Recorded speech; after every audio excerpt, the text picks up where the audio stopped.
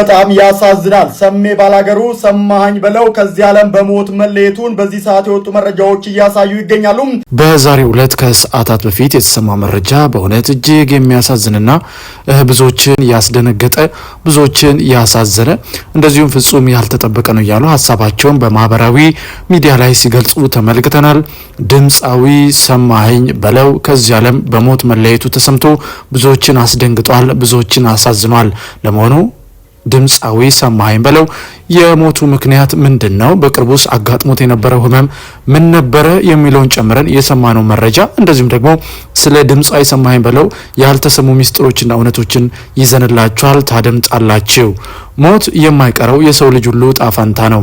ይዋልደር እንጂ ሁላችንም የምንገባበት ማንም የማያመልጥበት ሁነት ነው። ሞት ተራ በተራ ሁላችንም እንደሚጠራን ብናውቅም አንዳንዴ ግን ፍጹም ያልተጠበቁ ሞቶችን ሲሰሙ ግን ልብን ይሰብራሉ። በተለይ ደግሞ በዛሬው ዕለት በተሰማው መረጃ ድምፃዊ ሰማኸኝ በለው ከዚህ ዓለም በሞት መለየቱን ተከትሎ ብዙዎች እንግዲህ ሀሳባቸውን፣ ሀዘናቸውን፣ ፍጹም ድንጋጤያቸውን በማህበራዊ ሚዲያ ላይ ሲገልጹ ተመልክተናል። በሀገራችን የባህል ሙዚቃ ዘርፍ ላይ የማይጠፋ ደማቅ አሻራ ጥሎ ያለፈውና በብዙሃን ዘንድ በቁልምጫ ስሙ ሰሜ ባላገሩ እየተባለ የሚጠራው ድምፃዊ ሰማኸኝ በለው ከዚህ ዓለም በሞት ተለይቷል። ባደረበት ድንገተኛ ህመም ምክንያት በሕክምና ሲረዳ የቆየው ድምፃዊው በዛሬው ዕለት ሰኔ 8 ቀን 2018 ዓ.ም እንግዲህ ብዙ ሕክምናን ሐኪሞች የሚችሉትን ጥረት አድርገው ርብርብን አድርገው ህይወቱን ለማትረፍ ያደረጉት ጥረት ሳይሳካ እንግዲህ ከዚህ ዓለም በሞት መለየቱ ተሰምቷል። እንዳልናችሁ ብዙዎችም ማዘናቸውን እየገለጹ ነው። በተለይ ከዚህ ጋር ተያይዞ ከቅርብ ጊዜ ወዲህ የድምፃዊ ሰማኸኝ በለው አካላዊ ገጽታው ላይ ተፈጥሮ የነበረው እጅግ እንግዲህ የሰውነት ክብደቱ ጨምሮ በመታየቱ ብዙዎች ከጤና እክል ጋር በተያያዘ ይሆናል።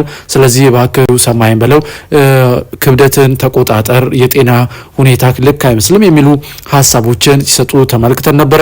ነገር ግን እሱ በተለያዩ ኢንተርቪዎች ላይ ሲናገር እንደሰማ ነው እኔ ፍጹም ጤነኛ ነኝ፣ እንደዚህ ወፍሬ 115 ኪሎ እንኳን ብሆን ነገር ግን ምንም አይነት በሽታ የለብኝም የሚልን ኢንተርቪው በተለያዩ በሚቀርብባቸው ማህበራዊ ሚዲያዎች ላይ እንደዚሁም ደግሞ የቴሌቪዥን ጣቢያዎች ላይ ጭምር ሲገልጽ ነበረ። ነገር ግን ቀስ በቀስ እንግዲህ በውስጡ የነበረው ህመም ነው። አሁን ላይ ወደ ሆስፒታል በድንገት ከገባ በኋላ ሐኪሞች የሚችሉትን ጥረት አድርገው እንግዲህ ህይወቱን ማትረፍ አልተቻለም። ስለዚህ የሞቱ ምክንያትም ከህመም ጋር የተያዘ መሆኑን አረጋግጠናል።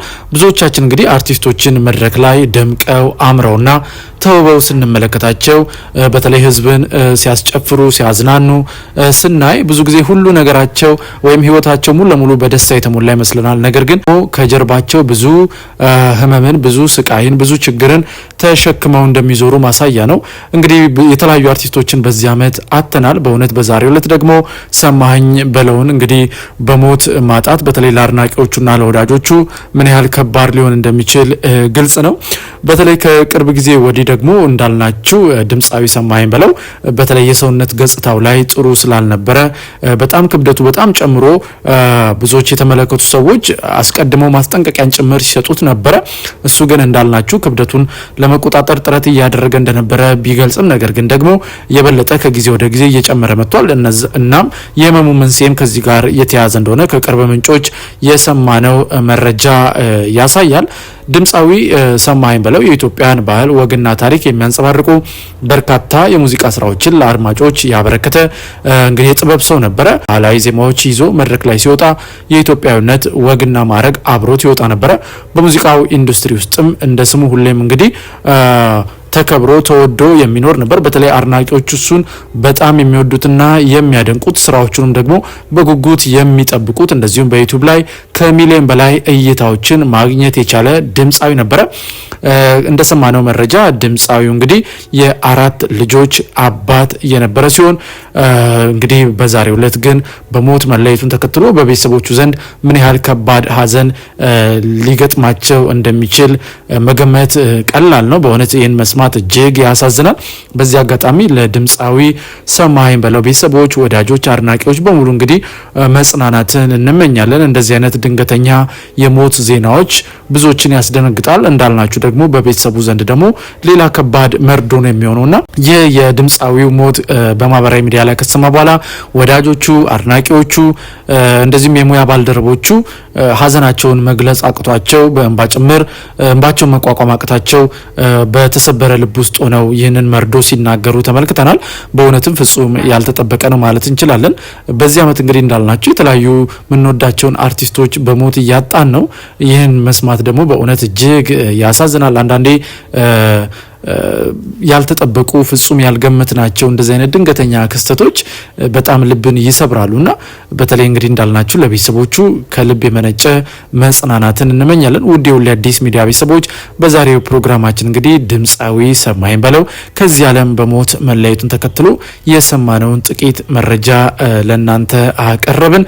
እናንተም እንግዲህ በሀሳብ መስጫው ስር ለሰማኸኝ በለው ቤተሰቦች፣ ወዳጅ ዘመዶች መጽናናትን እንድትመኙላቸው እንጠይቃለን።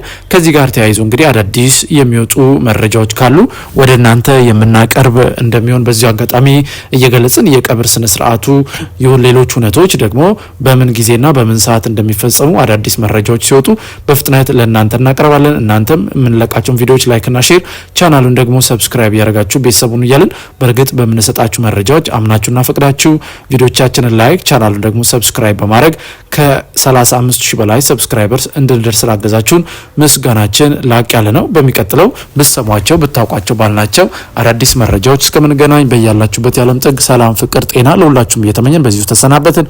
መልካም ጊዜ ይሆንላችሁ።